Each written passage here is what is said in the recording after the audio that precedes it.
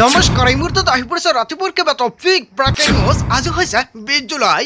এইমাত্ৰ মুখ্যমন্ত্ৰী ডক্টৰ হিমন্ত বিশ্ব শৰ্মাৰ বৃহৎ ঘোষণা, লাখ লাখ মহিলাৰ একাউণ্টত 7 টকাকৈ আঁচনিৰ টকা সোমাই দিব। অৰুণোদয়ৰ প্ৰতিজন হিতাধিকাৰীৰ বাবে ভাল খবৰ আহি পৰিছে। যদি আপুনি চৰকাৰী কৰৰ বাবে আবেদন কৰিছে, ভাল খবৰ, 100 দিনৰ ভিতৰতে সম্পূৰ্ণ হ'ব আপোনাৰ চৰকাৰী কৰ। মুখ্যমন্ত্ৰী ডক্টৰ হিমন্ত বিশ্ব শৰ্মাই চৰকাৰী কৰক লৈ কৰিলে বৃহৎ ঘোষণা। আপুনি আত্মীয়কতাত 10,000 টকাৰ চেক পাইছেনে? যদি 10,000 টকাৰ চেক পাইছে, এতিয়া 25,000 টকাৰ চেক প্ৰদান কৰিব ৰাজ্যৰ প্ৰতিগৰাকী মহিলাসকলক। ৰেচন কাৰ্ড থাকিলে জনতাই লাভ কৰিব চেনি, চাউল, দালি, লগতে লাভ কৰিব নিমখ। আজিয়ে কৰি লওক এইকেইটা গুৰুত্বপূৰ্ণ কাম, নহ'লে নাপাব এইকেইবিধ সামগ্ৰী। লগতে কেইবাটাও ৰাজনৈতিক খবৰৰ লগতে অৰাজনৈতিক খবৰ যুগুত কৰা হৈছে আজিৰ দিনটোত। গোটেই অসম তথা ভাৰতৰ বিভিন্ন প্ৰান্তৰ পৰা যুগুত হৈছে কেইবাটাও ডাঙৰ খবৰ। এনেবোৰ খবৰ নিতৌ পাই থাকিবলৈ চেনেলটি ছাবস্ক্ৰাইব কৰি ভিডিঅ'টো এটা লাইক কৰিবলৈ নাপাহৰিব। আজিৰ আমাৰ প্ৰথম খুবেই গুৰুত্বপূৰ্ণ খবৰ হৈছে অসমবাসীৰ বাবে এটা ডাঙৰ খবৰ। 3 আগষ্ট সোমবাৰ। লাখ লাখ মহিলাই মনত ৰাখক এই 3 আগষ্ট তাৰিখটো, কিয়নো 3 আগষ্টৰ পৰাই লাখ লাখ মহিলাৰ একাউণ্টত সোমাব অৰুণোদয় আঁচনিৰ ধনৰাশি। অৰুণোদয় আঁচনিৰ তালিকাত আপোনাৰ নাম অন্তৰ্ভুক্ত হৈ আছেনে? তেনে ক্ষেত্ৰত আপোনাৰ বাবে অত্যন্ত ভাল খবৰ। 3,000 টকা নে 1,250 টকা, ইয়াক লৈ আগ্ৰহী হৈ আছে অৰুণোদয়ৰ হিতাধিকাৰীসকল। অৰুণোদয় আঁচনিৰ একাউণ্টত কিমান টকা লাভ কৰিব? 1,250 টকা সোমাব নে 3,000 টকা লাভ কৰিব? ইয়াক লৈ হিতাধিকাৰীসকল চিন্তিত। আচলতে কিমান টকা সোমাই দিয়া হ'ব আপোনালোকৰ একাউণ্টত? ৰাজ্যৰ মুখ্যমন্ত্ৰী ডক্টৰ হিমন্ত বিশ্ব শৰ্মাই ফেচবুক লাইভযোগে কৰিছে বৃহৎ ঘোষণা। অৰুণোদয় আঁচনিৰ একাউণ্টত 1,250 টকা সোমাব, 3,000 টকা নোসোমায়। ইয়াক লৈ মুখ্যমন্ত্ৰী ডক্টৰ হিমন্ত বিশ্ব শৰ্মাই পুনৰ কেতিয়া বৃদ্ধি কৰা হ'ব, ইয়াক লৈ পিছত চিন্তা চৰ্চা কৰিব। 3 আগষ্টত প্ৰতিটো পঞ্চায়তত এখনকৈ সৰু সভা অনুষ্ঠিত কৰা হ'ব। এই গাঁও পঞ্চায়তৰ সভাতে মহিলাৰ একাউণ্টে সোমাব অৰুণোদয় আঁচনিৰ ধনৰাশি। 3 আগষ্ট সোমবাৰ দিনা ৰাজ্যৰ প্ৰতিগৰাকী মহিলাৰ বেংক একাউণ্টত এই টকা সোমাই দিব। অৰুণোদয় 2.0 আঁচনিৰ টকা সোমাব একাউণ্টত। অৰুণোদয় 3.0 টকা সোমাব। শ্বহীদ কুশল কবলৰ বৃদ্ধা পেঞ্চন আঁচনিৰ টকা সোমাব। দীনদয়াল দিব্যাংগ সাহায্য আঁচনিৰ টকা সোমাব। কেৱল এয়াই নহয়, বিধৱা পেঞ্চন আঁচনিৰ টকা সোমাই দিয়া হ'ব। এইটো নহয়, 7 টকাকৈ আঁচনিৰ টকা সোমাব একেলগে আপোনাৰ বেংক একাউণ্টত। এইকেইটা আঁচনিত আপোনাৰ নাম অন্তৰ্ভুক্ত হৈ আছেনে? যদি আছে, আপুনি 3 আগষ্টৰ পূৰ্বে প্ৰতিগৰাকী হিতাধিকাৰীয়ে KYC ফৰ্ম জমা দিব লাগিব। যদি আপুনি আগতে DBT লিংক কৰিছে, এতিয়া চেক কৰক আপোনাৰ ষ্টেটাছ। DBT লিংক হৈ নাথাকিলে আপোনাৰ একাউণ্টত অৰুণোদয় আঁচনিৰ টকা নোসোমাব। ৰাজ্যৰ মুখ্যমন্ত্ৰী ডক্টৰ হিমন্ত বিশ্ব শৰ্মাই জৰুৰী জাননী জাৰি কৰিছে প্ৰতিখন জিলাতেই। আপোনাৰ জিলাত জাননী জাৰি কৰিছে নেকি? পঞ্চায়তৰ জৰিয়তে আপুনি DBT লিংক কৰাই লৈ ল'ব পাৰিব। তাৰপিছত অসমবাসী ৰাজক জনাইছে আমাৰ পৰৱৰ্তী খুবেই গুৰুত্বপূৰ্ণ খবৰ, লগতে এটা ডাঙৰ খবৰ। ৰাজ্যৰ লাখ লাখ লোকৰ বাবে ডাঙৰ খবৰ আহি পৰিছে। 100 দিনৰ ভিতৰতে নিৰ্মাণ হ'ব 2 লাখ চৰকাৰী পকী ঘৰ। ৰাজ্যত নাথাকিব এটাও কেঁচা ঘৰ। প্ৰতিটো দৰিদ্ৰ পৰিয়ালে লাভ কৰিব চৰকাৰী ঘৰ। প্ৰধানমন্ত্ৰী আৱাস যোজনা গ্ৰামীণৰ অধীনত নিৰ্মাণ কৰা হ'ব চৰকাৰী ঘৰ। আপুনি এতিয়ালৈকে চৰকাৰী ঘৰ পোৱা নাই নেকি? আপোনাৰ বাবে সোণালী সুযোগ। ৰাজ্যৰ প্ৰতিগৰাকী হিতাধিকাৰী লাভ কৰিব চৰকাৰী ঘৰ। যদি আপুনি PMAYGৰ অধীনত চৰকাৰী ঘৰৰ বাবে আবেদন কৰিছে, তেন্তে আপোনাৰ বাবে ভাল খবৰ। মাত্ৰ 100 দিনৰ ভিতৰতে নিৰ্মাণ কৰা হ'ব 2 লাখ চৰকাৰী ঘৰ। 2 লাখ চৰকাৰী ঘৰৰ একাউণ্টত চৰকাৰী ঘৰৰ প্ৰথম কিছু টকা ৰিলিজ কৰা হ'ব। আপুনি চৰকাৰী ঘৰৰ একাউণ্টত চৰকাৰী ঘৰৰ প্ৰথম কিছু টকা পালেনে? যদি আপুনি এতিয়ালৈকে টকা পোৱা নাই, এতিয়া আপুনি এটা কমেণ্ট কৰি জনাই দিয়ক, কিয়নো ৰাজ্যত নতুনকৈ চৰকাৰী ঘৰৰ জৰীপৰ কাম কাজ আৰম্ভ হ'ব। যিসকল হিতাধিকাৰীয়ে চৰকাৰী ঘৰৰ টকা নাপাব, সেইসকল হিতাধিকাৰী নতুনকৈ জৰীপৰ কাম কৰিব পাৰিব। ৰাজ্যৰ মুখ্যমন্ত্ৰী ডক্টৰ হিমন্ত বিশ্ব শৰ্মাই চৰকাৰী ঘৰক লৈ কৰিছে বৃহৎ ঘোষণা। আপুনি কেনেকৈ চৰকাৰী ঘৰৰ বাবে আবেদন কৰিব, কি কি নথিপত্ৰ লাভ কৰিব, লগতে যিসকল হিতাধিকাৰীয়ে চৰকাৰী ঘৰৰ বাবে জিঅ' ৰিং কৰিছে, সেইসকল হিতাধিকাৰীৰ একাউণ্টত আগষ্ট মাহতে আহিব এটা ভাল খবৰ, মুখ্যমন্ত্ৰীৰ বৃহৎ ঘোষণা। তাৰপিছত অসমবাসী ৰাজক জনাইছে আমাৰ পৰৱৰ্তী খুবেই গুৰুত্বপূৰ্ণ খবৰ, লগতে এটা ডাঙৰ খবৰ। আগন্তুক 24 ঘণ্টাত ৰাজ্যত হ'ব ধাৰাসাৰ বৰষুণ। কোকৰাঝাৰ, বঙাইগাঁও, বৰপেটাত জাৰি কৰা হৈছে অৰেঞ্জ এলাৰ্ট। আপোনাৰ জিলাত বৰ্তমান বতৰৰ পৰিস্থিতি কেনেকুৱা কমেণ্ট কৰি জনাব। ধুবুৰী, গোৱালপাৰা, কামৰূপ মেট্ৰ', দৰং, পশ্চিম কাৰ্বি আংলং, হোজাই, কাৰ্বি আংলং, গোলাঘাট, লখিমপুৰ, মাজুলী, ধেমাজিত জাৰি কৰা হৈছে এলাৰ্ট। আপোনাৰ জিলাত বৰ্তমান বতৰৰ পৰিস্থিতি কেনেকুৱা কমেণ্ট কৰি জনাই দিব। বৰষুণ দি আছেনে? মহানগৰীত অন্ধকাৰচ্ছন্ন পৰিৱেশৰ সৃষ্টি হৈছে।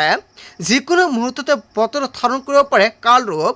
আপোনাৰ অঞ্চলত বতৰৰ পৰিস্থিতি কেনেকুৱা কমেণ্ট কৰাৰ লগতে যিমান পাৰে সকলোকে শ্বেয়াৰ কৰি জনাই দিব আৰু সকলোৱে সাৱধান হৈ থাকিব। তাৰপিছত অসমবাসী ৰাজক জনাইছে আমাৰ পৰৱৰ্তী খুবেই গুৰুত্বপূৰ্ণ খবৰ, লগতে এটা ডাঙৰ খবৰ।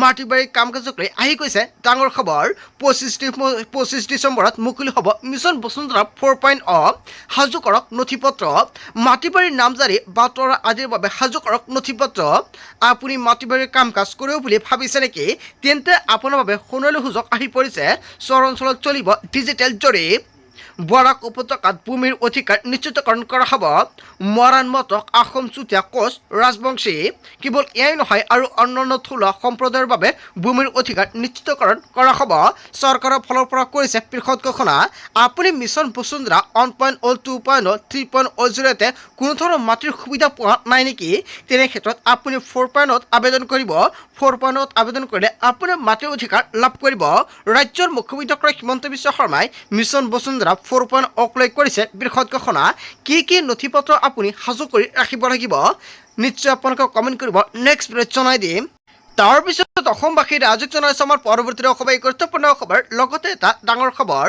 বহু বিবাহক লৈ একশ্যন মোডত চৰকাৰ বহু বিবাহত অভিযুক্ত কোনো লোকে নাপাব চৰকাৰী সুবিধা প্ৰথমবাৰলৈ অসম চৰকাৰে গ্ৰহণ কৰিছে ঐতিহাসিক সিদ্ধান্ত যি ব্যক্তিয়ে বহু বিবাহ কৰিব তেওঁ কোনো চৰকাৰী সুবিধা নাপাব চৰকাৰী কোনো আঁচনি নাপাব বহু বিবাহ কৰা ব্যক্তিয়ে যদি অৰুণোদয় আঁচনি পাই আছে আঁচনিৰ পৰা নাম কৰ্তন কৰা হ'ব যদি কোনো লোকে এনে সুবিধা পাই আছে সেয়া তাৎক্ষণিকভাৱে বাতিল কৰা হ'ব যদি কোনো চৰকাৰী কৰ্মচাৰীৰ ক্ষেত্ৰত এনে হয় শীঘ্ৰে চাকৰিৰ পৰা বৰখাস্ত কৰা হ'ব বহু বিবাহক লৈ অসমৰ মুখ্যমন্ত্ৰী ডক্টৰ হিমন্ত বিশ্ব শৰ্মাৰ বৃহৎ ঘোষণা ৰাজ্যৰ মুখ্যমন্ত্ৰী ডক্টৰ হিমন্ত বিশ্ব শৰ্মাই কৈছে যদি ৰেচন কাৰ্ড আছে ৰেচন কাৰ্ডক বাতিল কৰা হ'ব মুঠতে কোনো ধৰণৰ চৰকাৰী আঁচনি নাপায় তাৰপিছত অসমবাসীৰ ৰাজক জনাইছে আমাৰ পৰৱৰ্তী অসমৰ গুৰুত্বপূৰ্ণ খবৰ লগতে এটা ডাঙৰ খবৰ এতিয়াৰ পৰা ৰেচন আনিবলৈ আপুনি দোকানলৈ যোৱাৰ প্ৰয়োজন নাই ঘৰতে লাভ কৰিব ৰেচনৰ সামগ্ৰী চৰকাৰে প্ৰদান কৰিব অন্ন সেৱা দিনৰ বিশেষ উপহাৰ আপোনাৰ ৰেচন কাৰ্ড আছে নেকি আপুনি ৰেচনৰ দোকানত যাব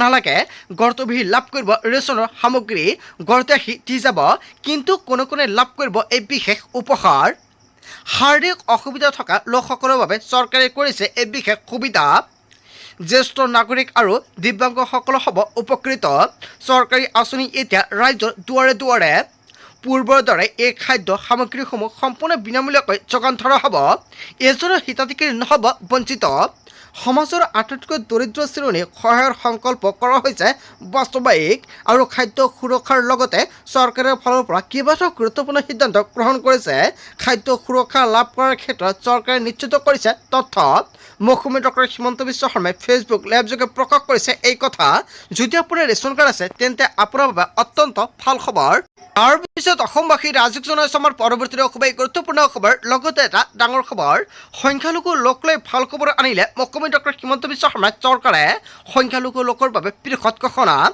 অসম বাজেটত বৃদ্ধি কৰা হ'ল সংখ্যালঘুৰ কল্যাণৰ বাবে ধনৰাশি হাজাৰ হাজাৰ সংখ্যালঘু শিক্ষাৰ্থীয়ে পাব চৰকাৰী জলপানী PMJBK আৰু ৰাজ্যিক আঁচনিৰ জৰিয়তে উন্নয়ন কৰা হ'ব সংখ্যালঘু অঞ্চল চৰ এলেকাৰ আন্তঃগাঁথনি উন্নয়নৰ বাবে বিশেষ প্ৰকল্প গ্ৰহণ কৰিছে সংখ্যালঘু লোকৰ বাবে সংস্থাপনৰ বাট সংখ্যালঘুৰ সুবিধাৰ্থে আগবঢ়োৱা হ'ব ইক' এম্বুলেন্স কেৱল এয়াই নহয় সংখ্যালঘু লোকক দিয়া হ'ব ই ৰিক্সা হয় আপুনি যদি ভাবিছে ই ৰিক্সাৰ বাবে আবেদন কৰিব নিশ্চয় কৰিব পাৰিব কেনেকৈ আবেদন কৰিব কি নথিপত্ৰ ৰাখিব যেতিয়া আবেদন প্ৰক্ৰিয়া আৰম্ভ হয় জনাই দিম সংখ্যালঘু লোকক প্ৰদান কৰা হ'ব চিলাই মেচিন আপোনাৰ চিলাই মেচিনৰ প্ৰয়োজন হৈছে নেকি তেনে ক্ষেত্ৰত আপুনি চিলাই মেচিনৰ বাবে আবেদন কৰিব পাৰিব কিন্তু ইয়াৰ বাবে নম্বৰ 1 নথিপত্ৰ হৈছে আপোনাৰ ইনকাম চাৰ্টিফিকেট থাকিব লাগিব ইনকাম চাৰ্টিফিকেট নোহোৱাকৈ আপুনি ই ৰিক্সা বা চিলাই মেচিনৰ বাবে আবেদন কৰিব নোৱাৰিব মেধাৱী ছাত্ৰ ছাত্ৰীয়ে পাব আৰ্থিক সাহায্য অসুস্থ ৰোগীকো আগবঢ়োৱা হ'ব আৰ্থিক সাহায্য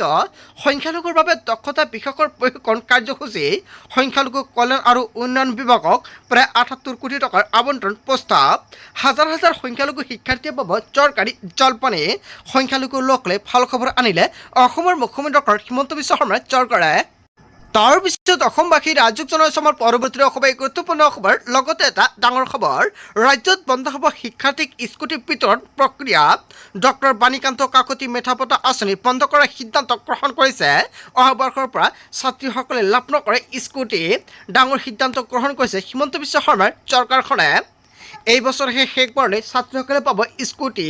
এই বৰ্ষত 18,000 ছাত্ৰীয়ে পাব স্কুটি। নিযুত মইনা আৰু নিযুত বাবু আঁচনি সম্পূৰ্ণৰ বাবে এই সিদ্ধান্ত গ্ৰহণ কৰিছে চৰকাৰে। ৰাজ্যত বন্ধ হ'ব শিক্ষাৰ্থীক স্কুটি বিতৰণ প্ৰক্ৰিয়া। হয়, আচলতে অসমৰ মুখ্যমন্ত্ৰী ডক্টৰ হিমন্ত বিশ্ব শৰ্মাই ৰাজ্যত শিক্ষাৰ্থীক স্কুটি বিতৰণ প্ৰক্ৰিয়া যিটো বন্ধ কৰিছে, জনতাই কি ক'ব? যদি জনতাৰ কিবা মন্তব্য কৰিব লগা থাকে আপোনালোকৰ মন্তব্য নিশ্চয় কমেণ্ট কৰি জনাই দিব। আজিৰ মোৰ ভিডিঅ'খনত আপোনালোকক এইখিনি সৰু কেইটামান ইনফৰমেশ্যন দিবলগীয়া আছিলে। ভিডিঅ'টি ভাল লাগিলে লাইক কমেণ্ট শ্বেয়াৰ কৰিব। চ' থেংক ইউ ফৰ ৱাচিং ফুল ভিডিঅ'।